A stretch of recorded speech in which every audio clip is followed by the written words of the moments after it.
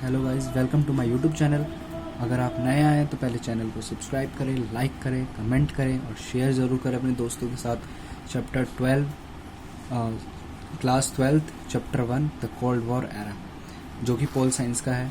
तो हम स्टार्ट करते हैं। The cold war refer to atmosphere, competition, tension and series. जो कोल्ड वॉर हुआ था उसमें दो देशों के बीच में लड़ाई हुई थी। लड़ाई नहीं, एकदम कोल्ड वॉर, मतलब जैसे शीत युद्ध जिसे हम हिंदी में कहते हैं। तो यूएसए एंड सोवियत यूनियन के बीच में हुआ था ये कोल्ड वॉर एरा। तो जो नेचर था कोल्ड वॉर एरा का, वो यूएसए और यूएसएसआर के बीच में हुआ। ठीक है, एक यूएसए और यूएसएसआर, यानी कि एक्सिस और अलाइड, ये दो टर्म में बांट दिया गया है। टू सुपर पावर थी, ये डायरेक्टली बैटल में आई, पर इन्होंने बैटल नहीं करा। इसके जो प्रेसिडेंट थे वो भी हम आगे पढ़ेंगे। तो देखो, event leading to begin the cold war, axis allied और allied forces and axis power. तो मैं आपको बता देता हूँ, एक्सिस पावर में थी जर्मनी, इटली और जापान। याद रखना, एक्सिस पावर में Germany, Italy, Japan. Allied forces में USA, Soviet Union, United and France. ये चार थे।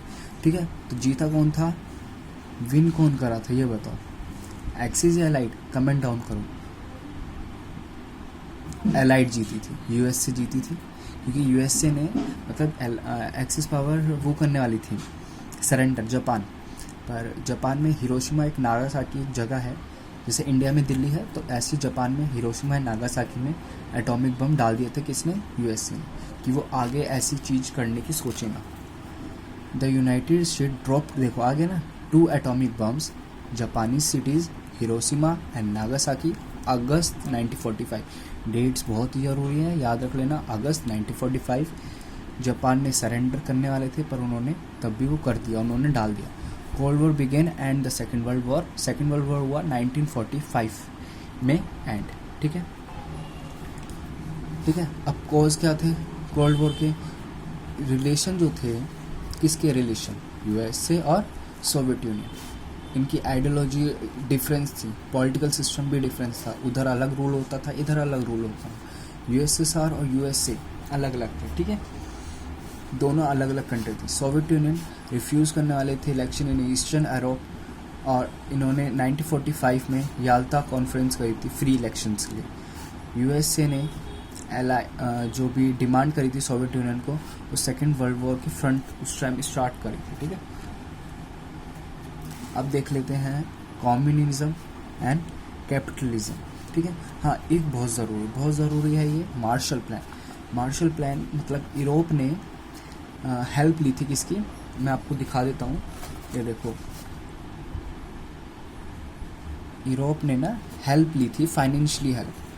ठीक है, फाइनेंशियली हेल्प ली थी किसकी, मतलब हेल्प ली थी यूएसए की। यूएसए ने हेल्प करी थी यूरोप को फाइनेंशियली। ठीक है, तो उसे कहते हैं हम मार्शल प्लान। क्या कहते हैं बच्चा? Marshall plan. ठीक है, क्लियर। इसके नोट्स, एक ऐप है एडुकेट ऐप, उधर जाओ, मैंने नीचे लिंक कर रखा है डिस्क्रिप्शन में। जाओ, मेरी आईडी को लॉगिन करो और आईडी नंबर डाल के आप उसमें फ्री असाइनमेंट, टेस्ट, सब कुछ फ्री है, free of cost, no any charges. फिर कम्युनिज्म एंड कैपिटलिज्म पे आ जाते हैं। Common ownership of means of production, basis Marxist, school and thought. Conflict हुआ था between 2 classes, capitalist class and working class.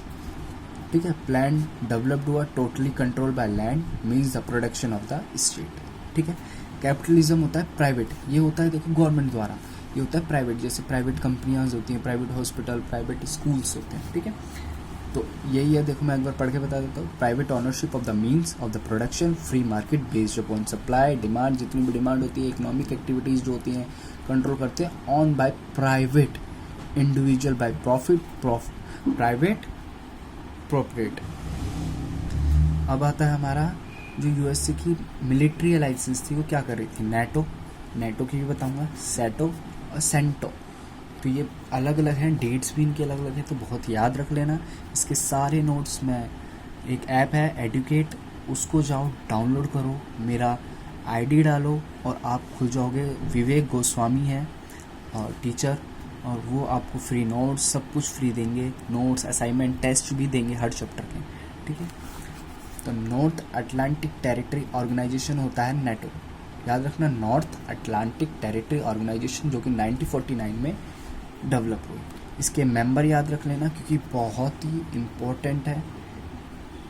इनमें से 99% आता है हर बार, मेरे पेपर में भी आया था।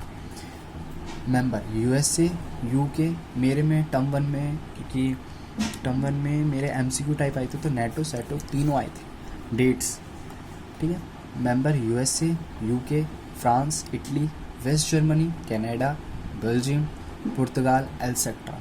इसमें से अगर तुम्हें ज़्यादा भी याद नहीं हो तो 3-4 कर लो, यूएसए, यूके, फ्रांस, कनाडा या जर्मनी, ठीक है।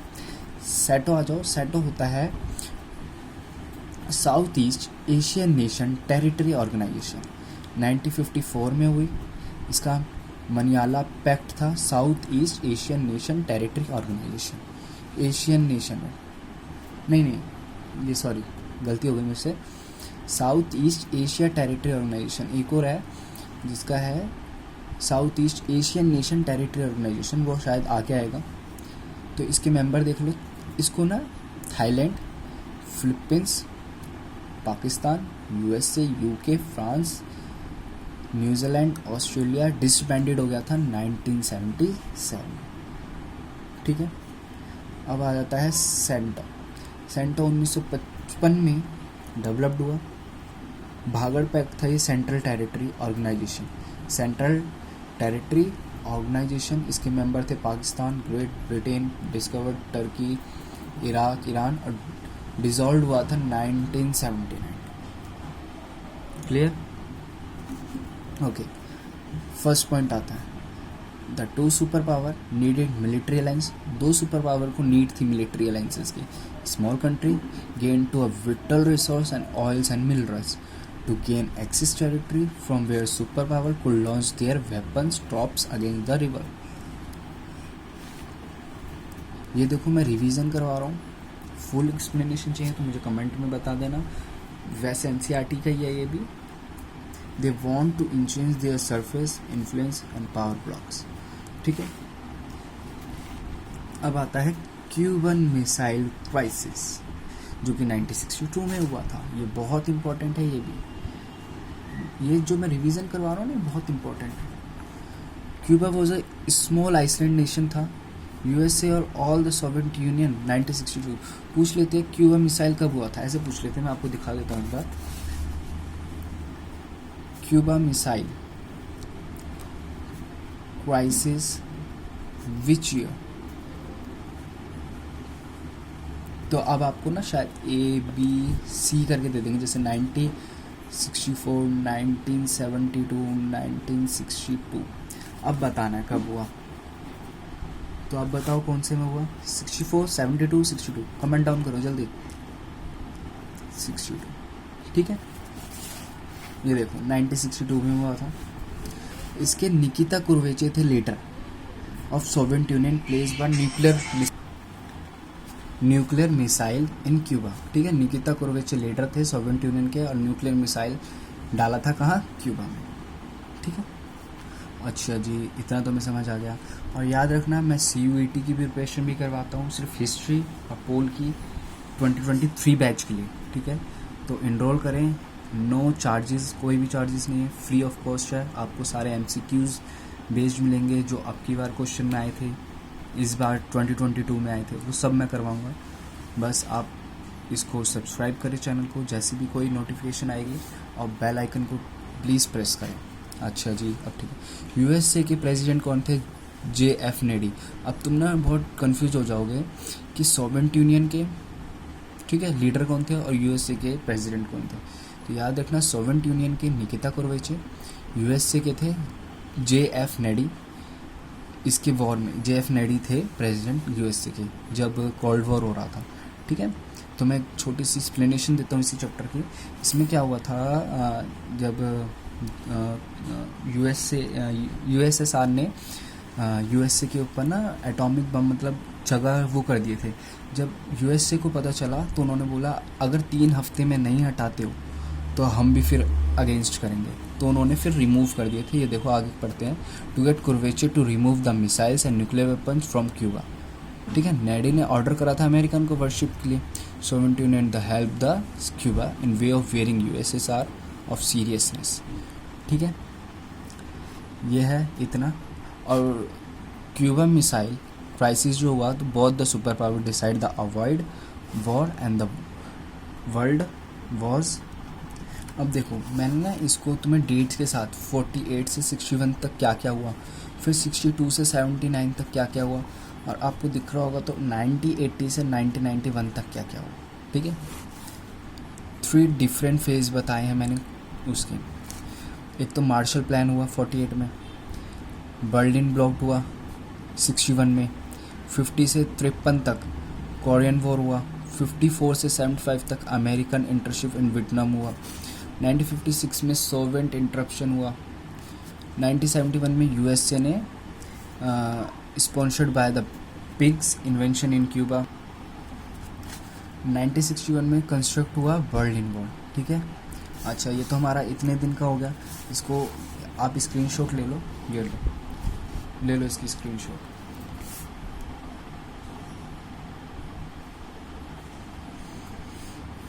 Done, okay. 1962 से 79 तक, 62 में क्यूबा मिसाइल क्राइसिस हुआ, 1956 से अमेरिकन इंटरप्शन हुआ डेमन रिपब्लिक पे, 1968 में सोवियत इंटरप्शन हुआ।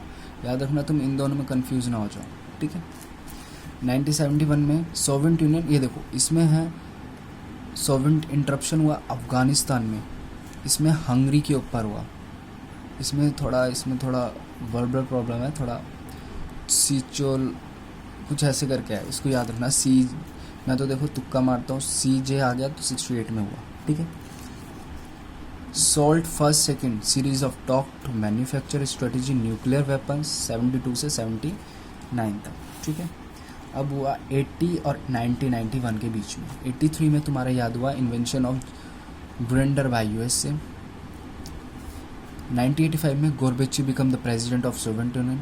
देखो प्रेसिडेंट सोवियत यूनियन के अलग थे, और लीडर कॉल्ड, जब वॉर चल रहा था उसके निकिता गोर्बेची थे सोवियत यूनियन के, पर प्रेसिडेंट जो आता है वो गोर्बेची थे, और यूएसए के प्रेसिडेंट थे JF नेडी।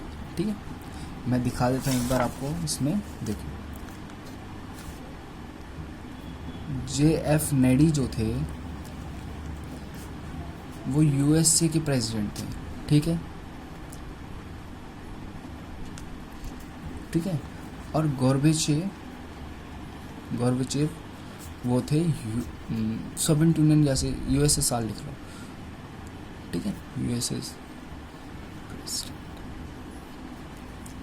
क्लियर है।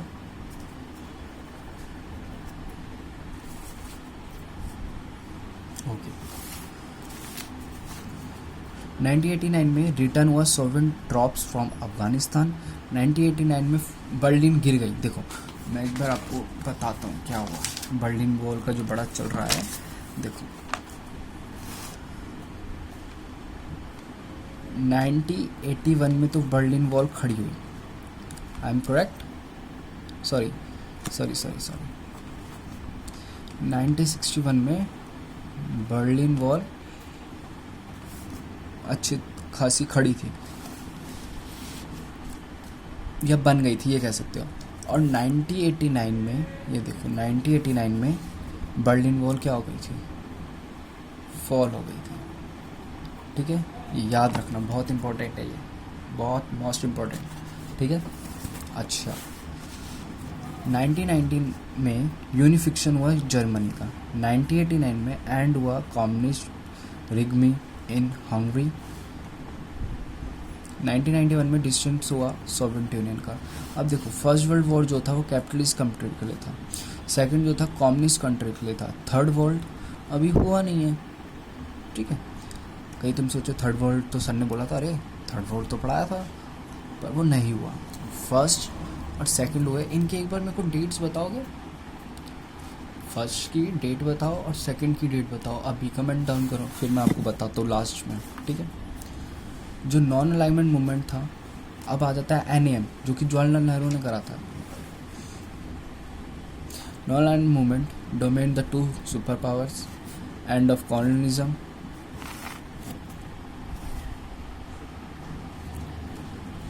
End of colonialism, imperialism and freedom for all Nations. अब जो इम्पोर्टेंट टॉपिक है वो मैं तुम्हें बता देता हूँ, ठीक है। देखो, increasing cooperation member country promoting Afro Asian unity peaceful and constituent April 1955। 29 governments थी एशियन अफ्रीकन नेशन में गैदर्ड हुई, Bandung Indonesian in the third world in the cold war, economic development and देखो फर्स्ट सेकंड वॉर मैं मानता हूँ, फिर cold war हुआ जो कि ठंडा रह गया, कोई ऐसा ज़्यादा कति युद्ध की बात नहीं आ गई। It work to promote maintain international peace role of third role on the cold war. It work to promote maintain international peace and security, advocate to removal among developing countries, ठीक है। देखो नेम के ना जो members थे वो आपको दिखा देता हूँ मैं, ये देखो दिख रहे होंगे, एक बार इसकी भी अगर स्क्रीनशॉट लेनी है तो ले लो। मोस्ट इम्पोर्टेंट तो ये है और एक ये है। Done. Founding members of country, किस ने नेम की शुरुआत करी, जरा मेरे को नेम की फुल फॉर्म बताओगे, कमेंट डाउन करो अभी। Founding leader of name, Pandit Jawaharlal Nehru India के थे।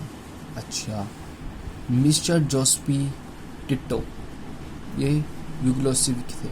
डॉक्टर सुकरानो इंडोनेशिया के थे। क्लियर, कोई कंफ्यूजन?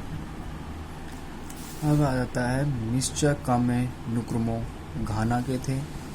कॉल गैम्बल, बस वैसे तो देखो मैं अगर दिखाऊं तो ये कोई इम्पोर्टेंट नहीं है, इम्पोर्टेंट है पर जवाहरलाल नेहरू मोस्ट इम्पोर्टेंट। इनमें से अगर एक का भी और याद करना है तो तुम कर सकते हो। 18 summit of non alignment movement, मतलब 18वां जो समिट हुआ दिख रहा होगा, 18 summit of non alignment movement held कब करा गया? 26 अक्टूबर 2019 इन भक्कू, ठीक है। नैम ऑनलाइन समिट हुआ मई 2020 में, क्योंकि कोविड-19 क्राइसिस हो गया था। प्रेसिडेंट ऑफ अर्जमेंट terrorism refer to UNO global warming. थोड़ा मैं फब्बल कर रहा हूँ तो उसके लिए मुझे माफ़ करिए, थोड़ा सा फब्बल हो रहा होगा। प्रेसिडेंटली 120 कंट्रीज मेंबर्स थे एनएम में और 17 ऑब्जर्वर कंट्री थी और 10 इंटरनेशनल ऑब्जर्वर ऑर्गेनाइजेशन था। अब जो डिबेट हुई इंडिया ने डिबेट करी, स्टैंड करा नॉन अलाइनमेंट मूवमेंट जब कोल्ड वॉर चल रहा था, तो इंडिया ने नॉन अलाइनमेंट मूवमेंट डिस्क्राइब करा यूनिप्रिंसिपल because India opted to reduce firm stand on cubical international issues taking the sides. It suggests the Indian inconvenience and involved directly matter. Example, India ने sign करा territory friendship in August 1971 with USSR for 20 years तक India ने sign करा अगस्त 1971 में USSR के साथ territory friendship करने के लिए, ठीक है। 20 साल तक रही बस। अच्छा, in the socialist added the primal and the beast of the USSR 42 amendment था ये जो ये करा गया 1976 में। नेम इज फेल्ड, नेम क्या हो गया? फेल हो गया। Prevent to USSR invention to democratic country like Iraq, Afghanistan where the civilian also killed is the become arena on conflict the super power. India and the cold war, अब India और cold war का भी आप कहोगे दिखाओ भैया हमें, तो देखो India ने stayed away from the military alliances and took steps to resolve difference between superpowers. India ने took part in the United Nations packaging operation and played active role during in Korean War. ठीक है। अब मैं आपको ना कुछ questions दे रहा हूँ, तो वो क्वेश्चंस है ना वो आप लिख लो और मैं कल की क्लास में आपको बताऊंगा, जरा आप क्वेश्चन लिख लो, ठीक है।